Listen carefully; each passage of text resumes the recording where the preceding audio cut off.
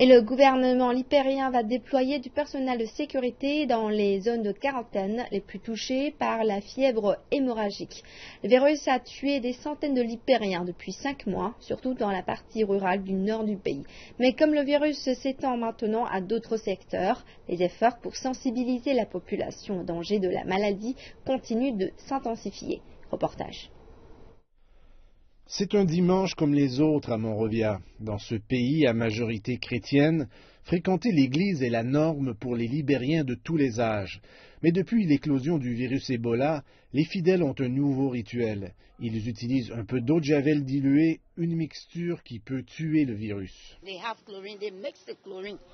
À l'intérieur d'un seau, ils mélangent du chlore avec de l'eau. Ils ajoutent du désinfectant pour les mains et du savon liquide pour faire un nouveau produit.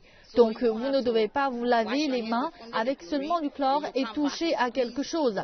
Ils mettent tout dans les seaux pour que vos mains soient impeccables. Depuis mars, le virus Ebola a tué plus de 150 Libériens. Il y a maintenant une campagne nationale pour sensibiliser la population au danger du virus. Et avec un public captif, un endroit comme celui-ci est idéal pour commencer l'opération.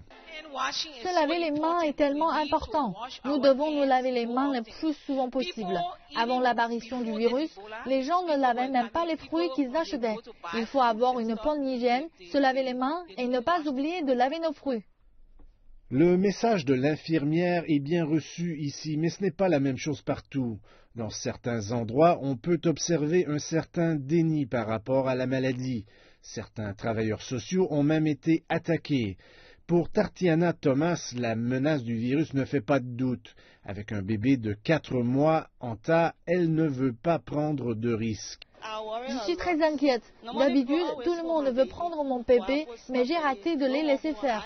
Plus personne à part moi ne peut la prendre. Je la garde près de moi parce que j'ai peur du virus.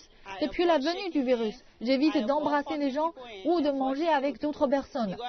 Vous ne savez pas si quelqu'un est porteur du virus, du sang peut s'écouler de leur nez ou de leur bouche pendant qu'ils mangent, alors j'évite tout ça. Le virus Ebola peut se propager par contact direct avec les fluides corporels d'une personne infectée, mais seulement une fois qu'elle commence à montrer les symptômes de la maladie.